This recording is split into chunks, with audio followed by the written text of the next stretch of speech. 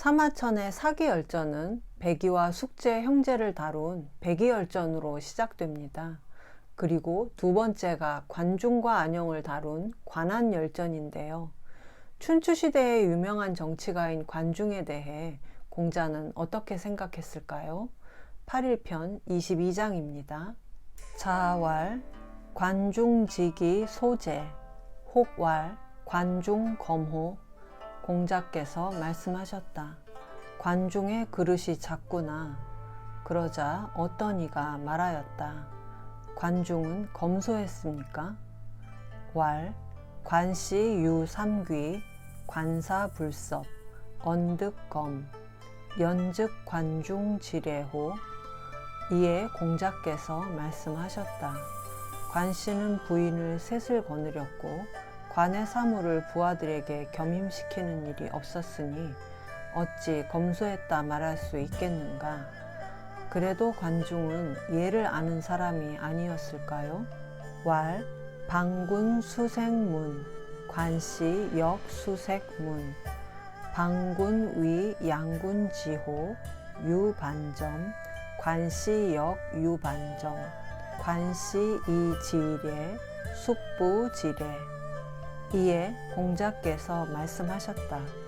나라의 임금이래야 나무를 심어 문안을 가릴 수 있거늘 관씨 또한 나무를 심어 문안을 가렸고 나라의 임금이래야 두 임금이 만나는 의전 절차를 위해 대청에 술잔 받침대를 두었거늘 관씨 또한 술잔 받침대를 두었으니 관씨가 예를 안다고 하면 누가 예를 알지 못한다 하겠는가.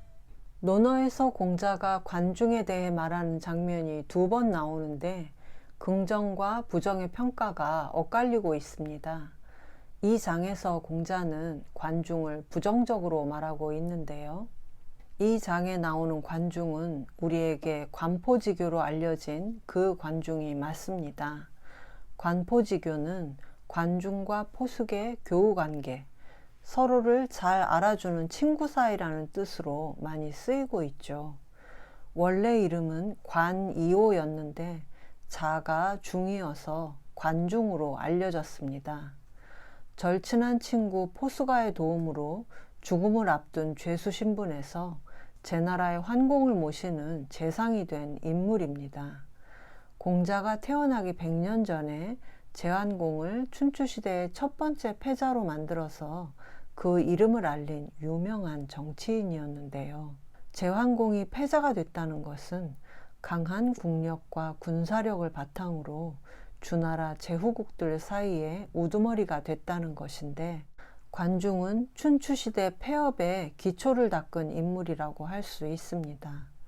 제환공은 관중의 지시를 충실히 따랐는데 우선 현대의 G20회의 같은 정상회담을 주최했을 때 군사를 이끌고 가지 않았습니다.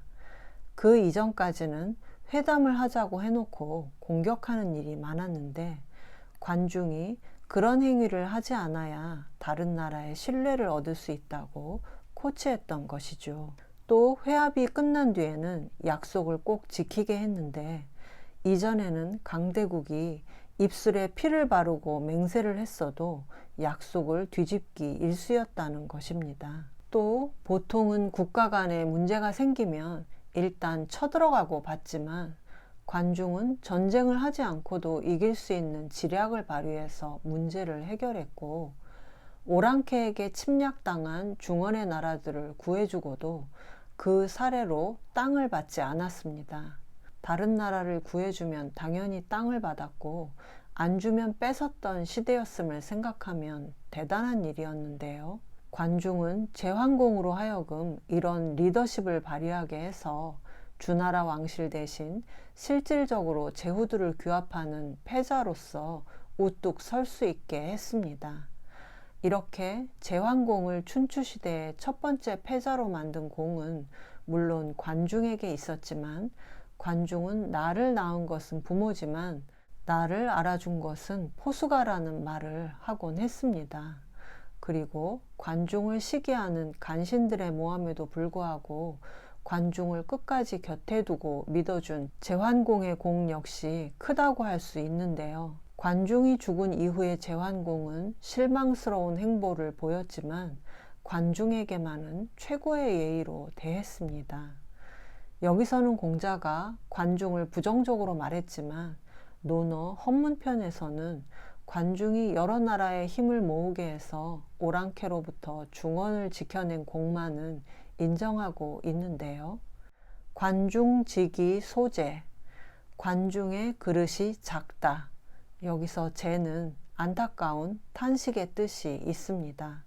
관중의 그릇이 작도다. 이것이 춘추시대의 명재상이었고 전설적인 인물인 관중에 대한 공자의 평가인데요. 이것은 당시 사람들이 관중에게 가졌던 생각과 전혀 다른 것이라고 봐야겠죠. 관중은 천하의 현인이고 큰 그릇이라는 것이 당대 사람들의 일반적인 평가였을 텐데요. 그래서 공자의 이 말을 들은 혹자, 어떤 사람이 이렇게 물었습니다. 관중은 최소한 검소한 사람이었겠죠? 이 질문에는 관중은 대정치가였지만 사생활은 검소한 사람이었을 거라는 당대의 통념이 깔려 있는데 공자는 그렇지 않다. 그러면서 몇 가지 예를 들어서 이런 통념을 반박하고 있습니다. 관씨 유 삼귀. 관씨는 부인 셋을 거느렸다. 삼귀의 가장 보편적인 해석은 세 부인을 두었다는 것입니다. 시경에도 귀가 시집 간다는 표현으로 자주 등장하는데요. 주자는 삼귀를 호화스럽게 높게 쌓아 지은 대의 이름이라고 봤습니다. 관중의 권력이 제환공을 넘는다는 비난이 생기자 일부러 자신의 도덕성에 흠집을 내기 위해 고육지책으로 사치스런 대를 쌓았다는 이야기가 설원이라는 한나라 시대의 책에 실려 있기는 한데 후대에 나온 책에 실려 있는 내용으로 고대 이야기를 판단하는 것은 무리가 있죠. 그래서 자연스러운 해석은 역시 부인을 셋을 두었던 것이 가장 무난하다고 하겠습니다. 관사 불섭. 관의 사물을 부하들에게 서로 겸하게 하지 않았다. 한 사람의 부하 직원이 여러 가지 일을 담당해야 낭비를 줄이고 일의 능률도 높일 수 있을 텐데요. 그런데 관중은 한 사람에게 꼭 한 가지 일만 시키는 방식으로 사람을 부렸다는 것입니다. 관중의 공은 공이지만 인건비 비싼 줄 모르고 사치스러운 방식으로 사람을 부린 관중이 검소한 사람이라고는 할 수 없다는 게 공자의 평가였던 것이죠. 그러자 혹자, 어떤 사람이 포기하지 않고 다시 질문합니다. 그래도 관중은 이해를 아는 사람이었겠죠. 그러나 공자는 끝까지 부정적인 대답을 합니다. 관씨 이 지례, 숙부 지례. 관중이 예를 안다고 말한다면 그 누가 예를 모른다고 말하겠는가? 그러면서 역시 확실한 이유를 대는데 방군 수생문, 나라의 임금이라야 수생문을 둘 수 있는데 관씨 역 수생문, 관씨 또한 수생문을 두었다. 수생문은 옛날에 대문을 열었을 때 안쪽이 훤히 들여다 보이는 것을 막기 위해 대문 안쪽에 나무를 심어서 가리는 것을 말하는데요. 이 수생문이 당시에는 임금에게만 허락됐던 것을 관중이 자기 집에도 수생문을 설치했다는 것입니다. 나중에는 나무를 심는 대신에 벽을 만들어서 설치하게 됐죠. 우리나라 조선시대 가옥에도 영벽, 조벽의 형태로 남아 있습니다. 또 방군, 위, 양군, 지호, 유반점. 나라의 임금이라야 두 임금이 회견할 때 쓰는 반점을 두었다. 점이 원래 음식이나 술잔을 얹어두는 대를 말합니다. 반점은 제후들이 다른 나라의 임금을 대접할 때 썼던 술잔을 얹어두는 대를 말하는데 시종이 술을 국자로 퍼서 술잔을 올려두는 받침대라고 할 수 있죠. 점의 글자를 보면 원래는 흙으로 만들었던 것을 나중에는 석재나 목재로 만들어 고정시켜 놓고 사용한 것인데, 역시 임금에게만 허용됐던 것을 관중이 집에 두고 살았다는 것입니다. 그래서 공자의 결론은 관중은 검소하지도 않고 예와도 거리가 먼 인물이었다는 것인데요. 관중이라는 정치가의 현실적인 업적을 떠나서 그가 평소에 보여준 모습을 종합해 볼 때 도덕성의 그릇이 작구나, 이렇게 평가하신 것입니다.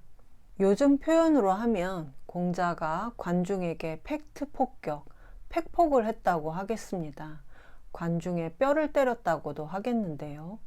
공자가 든 몇 가지 예를 보면 정확한 근거를 가지고 하는 말이 분명해 보입니다. 관중이 위대한 성취를 이룬 것은 분명하지만 그렇다고 해서 검소하지도 않았는데 검소하다고 한다던가, 예를 어긴 것이 분명한데도 예를 안다고 칭찬할 수는 없다는 것이 공자의 입장이었던 것입니다.